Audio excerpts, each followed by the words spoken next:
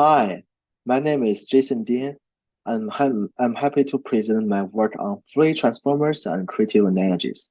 This is joint with Arvind Srinivasan, Stephen MacNeil, and my advisor, George Chan. The motivation for this project is to provide computational support for cross-domain analogies.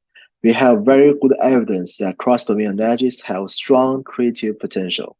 Lots of examples of intervention from cross-domain analogies, such as Gutenberg printing, press-by analogy, to one press Wright brother inventing wind, wrapping by analogy to cardboard box twisting, and NASA satellite folding from origami. The problem is people often struggle to generate or retrieve these cross-domain analogies. So we wonder how we might computationally support cross-domain analogical creativity. In particular, we wonder whether we can use large language models to augment the cross-domain analog creativity. One motivation for this is evidence that LLMs can achieve pretty strong performance on SAT-matched analogy on word problems that 10 is to queen as man is to a woman. And more interestingly, we also have proof of concept demos of using GP3 to generate or explain complex verbal analogies. For example, on the right here, we can see GP3 generate analogies between water flow and heat transfer with correspondence as we expect between water and heat, pipes and conductors, and so on. What's missing from the literature we want to fill is systematic evaluation of large language model generative analogies, with a particular focus on usefulness for analogical creativity versus correctness, and the consideration of cost versus harms. So in this project, we asked two questions. First, can we get large model system to reliably generate cross-domain analogies? And if you can, what's the systematic cost benefit for the use case of augmenting analog creativity? So let's look at the first question.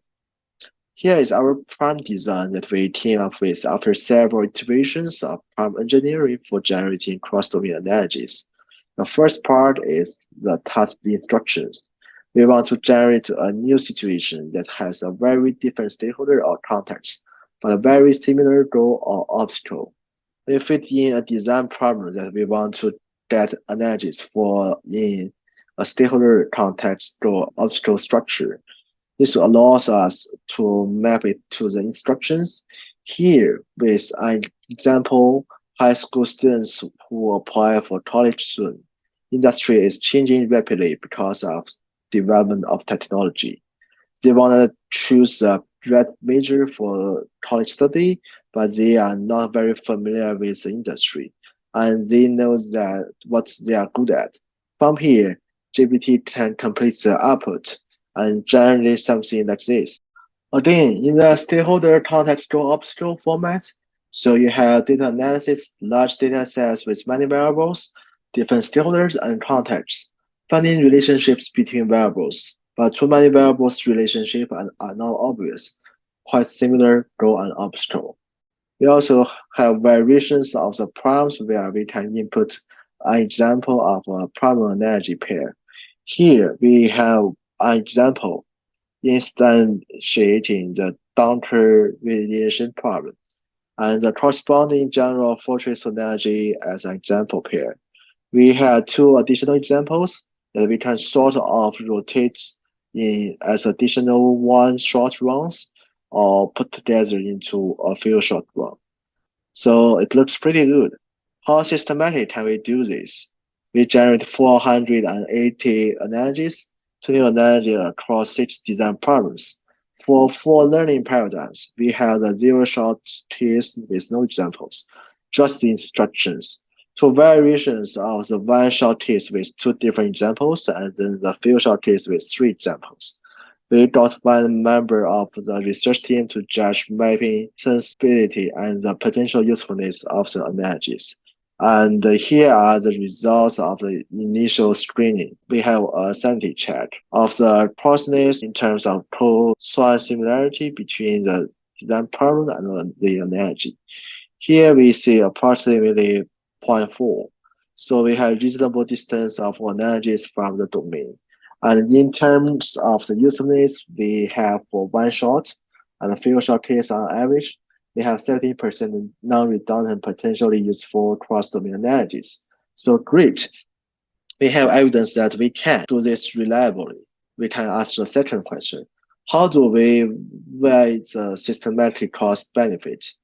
For that, we sampled 108 of the analogies from one single round of the one-shot learning paradigm.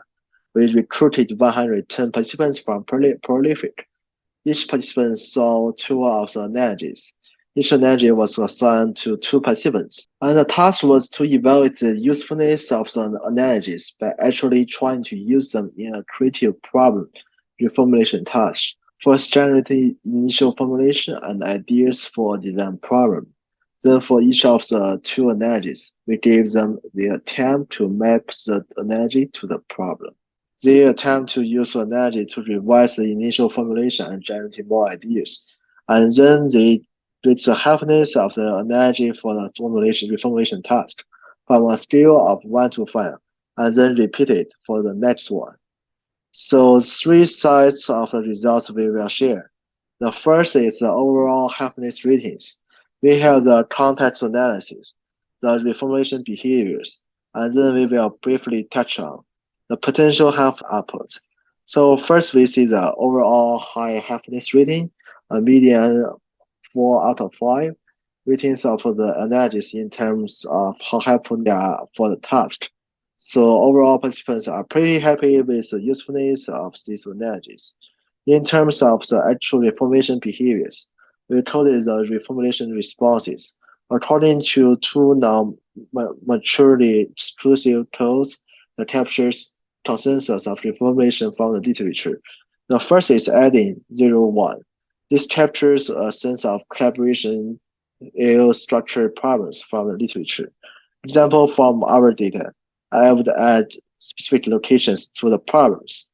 Another code is rejecting, and it captures a sense of reframing the problem, relaxing constraints, reversing assumptions. From our data, it's not that the travel agency can't find employees. We got two codes from our research team to apply this coding scheme to all of the 220 reformulation responses. We achieved pretty good reliability of 0.85. Overall, people are able to use analogies to reform it as a pretty high rate. Only 50% of the time, they weren't able to come up with something. Most of the time, they are elaborating, adding more details to a problem. Infrequently, they are rejecting some of the reforming, relaxing constraints about the 10% of the time. So briefly touching on potential harmful, we took a qualitative approach 25% of the time. We had potentially upsetting content, very much biased or illegal content. Okay, so quickly summarize, we got GPT-3 can generate potentially useful about 70% of the time.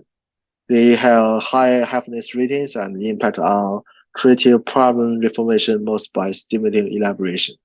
And the main potential risk is about 25% of the time. We have potentially upside content. Okay, so what does all means? First, we have systematic evidence that we can use large models to augment analog creativity by generating cross-domain analogies. And in terms of the next step, anecdotally, we do see the depth of insights. Sometimes it's not quite here, unsurprisingly.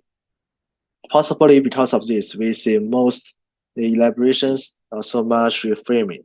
So we are interested in augmenting this with more domain knowledge by connecting the more structured knowledge bases or kind of iterative, deeper dev workflows. Okay, so to close, I will acknowledge generous funding from the Office of Naval Research for this project and invite you to reach out to me via email or social media about this project. Thank you.